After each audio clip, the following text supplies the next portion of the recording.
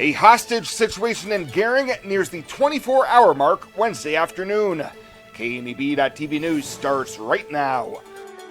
From your trusted source for news in western Nebraska and eastern Wyoming, this is KNEB.TV News.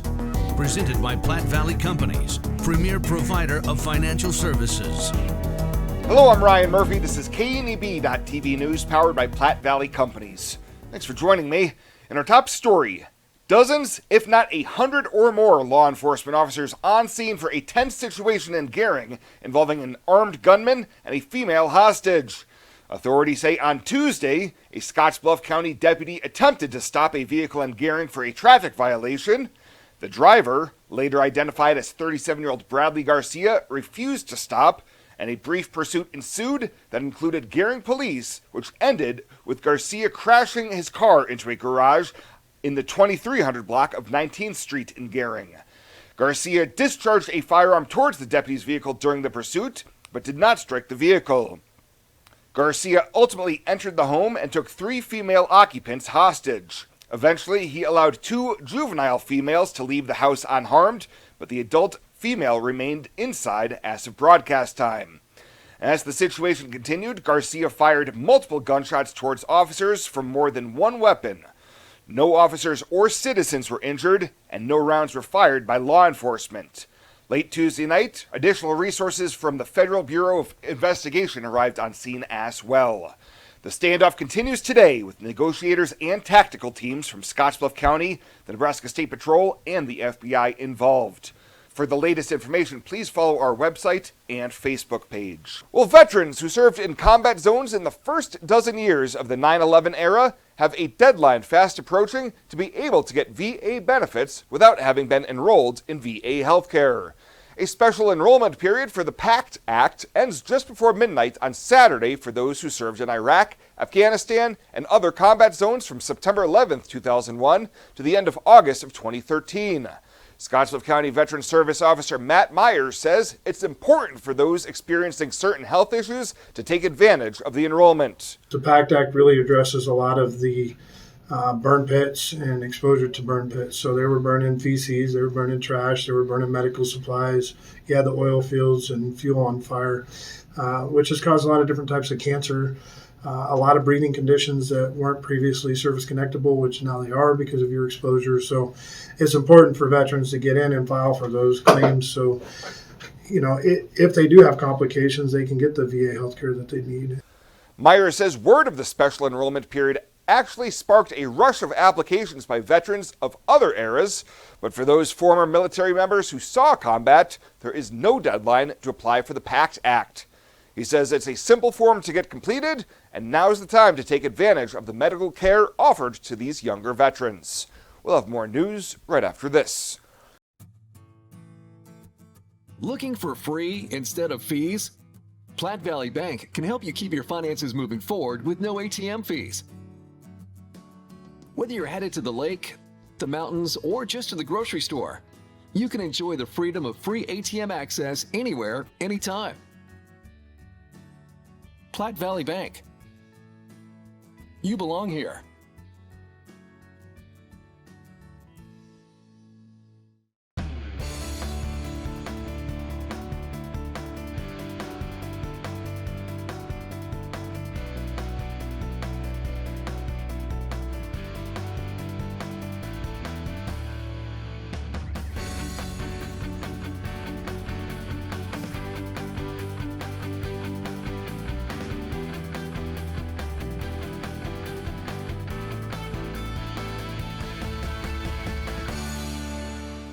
Do you know what backflow is and why it's dangerous?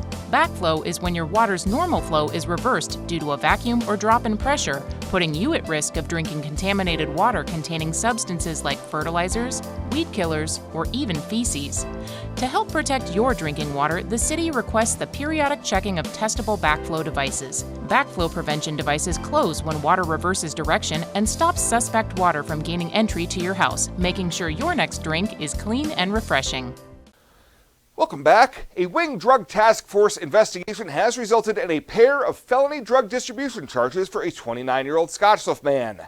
Shane Merrills made his initial appearance in Scottsbluff County Court last Friday on 2 counts of distribution of a controlled substance. Court records say that Merrills sold meth to a CI working for the Wing Drug Task Force in both January and February of this year. The controlled amount of narcotics purchased in the investigation was more than 9.5 grams. Initial bond in this case was set at $250,000 at 10%, and an October 6th preliminary hearing date has been set. Well, charges have been dismissed against an Arizona man who was facing 2 felony drug charges here in Scottsbluff County. 53-year-old Daniel Gonzalez was arrested in February following a routine welfare check on a rural Scottsbluff home. During the check, authorities found guns and methamphetamine, and he was ultimately charged with 2 counts of possession of a controlled substance.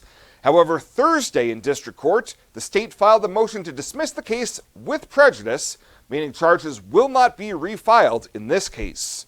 And the Nebraska Broadband Office is inviting the public to comment on the new statewide broadband availability map. This GIS map represents all served, underserved, and unserved broadband serviceable locations across Nebraska. As part of the map availability, there will be ongoing public engagement across the state, including a series of 8 public meetings and an open comment period. The Panhandle's lone meeting will be held on October 4th from 4 to 6 p.m. at the NDOT District 5 headquarters in Gering. To view the map or submit comments online, go to broadband.nebraska.gov.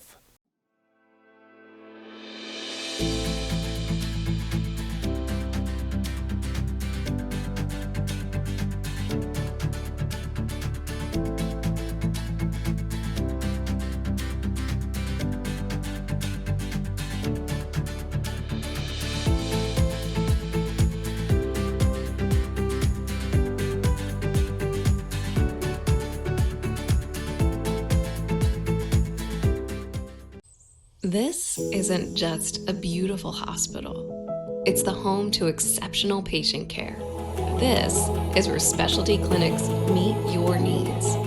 This is where a friendly smile, a warm hand, and an empathetic ear exist to care for you.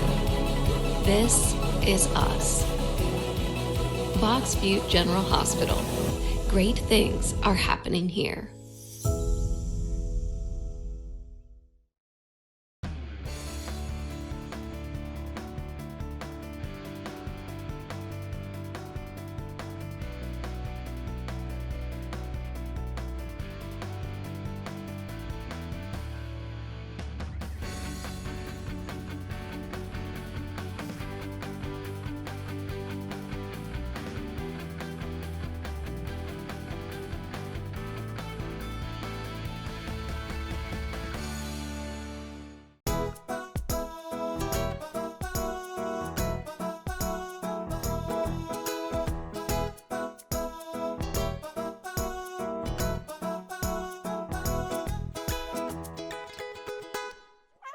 For this week's featured pet of the week, we meet Burke. He's around 3 years old and just about the happiest boy around.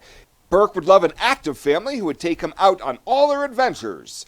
His adoption cost is $150, and that includes his neuter, microchipping, and all his vaccinations. If Burke sounds like a good fit for your family, stop into the Humane Society today.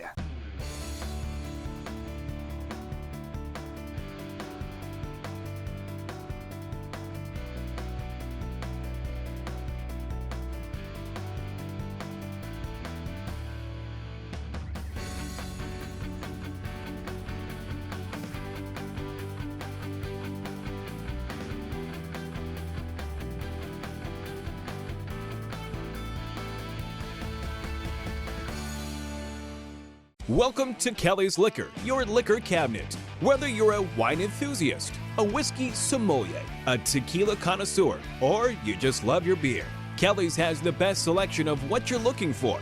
Family owned and operated since 1946 and right on 27th Street in Scottsbluff. Come see us today at Kelly's Liquor, your liquor cabinet. And remember to be a good neighbor. Don't drink and drive. Kelly's Liquor, West 27th Street in Scottsbluff.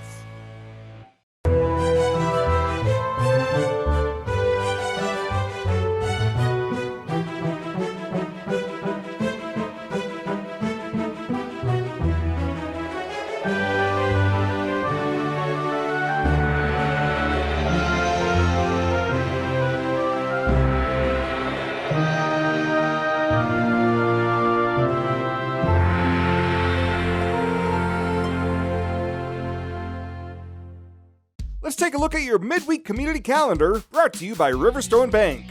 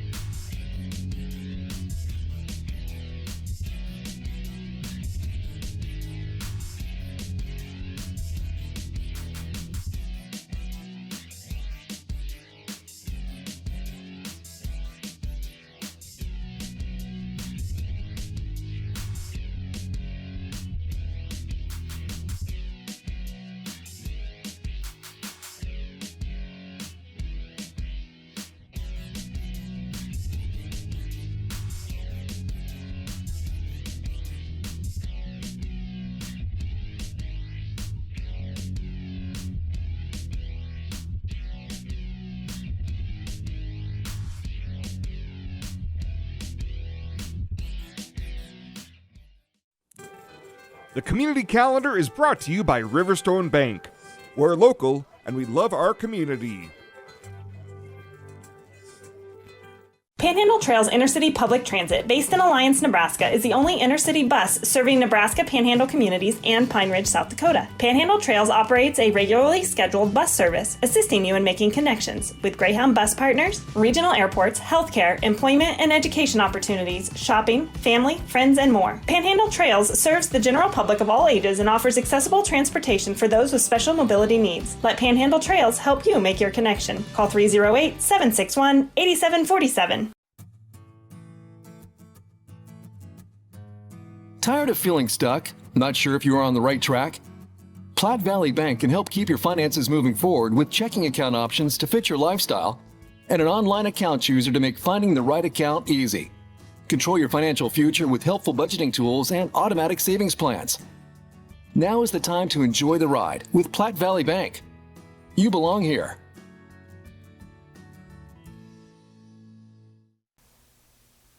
And finally tonight, the 12th Annual Monument Marathon is this Saturday, and race director Jennifer Rising says this year has been challenging as far as planning and preparation. We needed to recertify the course this year. In our vast amount of wisdom, we decided to make a few changes, which caused everything needed to change, trickle down effect. You know, the first change comes at mile 9, so every single thing after that changed. Every mile marker, every course marshal spot. We're realizing that was a really big deal. And when we need to recertify in 11 years, don't anybody touch the course. We'd like it to stay exactly the same. This year's race includes the full 26.2-mile marathon, the half marathon, team relay half marathon, and the 5K. Both the full and half will begin Saturday, September 30th at 7:30 a.m. Well, that does it for us this time. Thank you so much for tuning in. Stay safe out there. We'll see you here next time.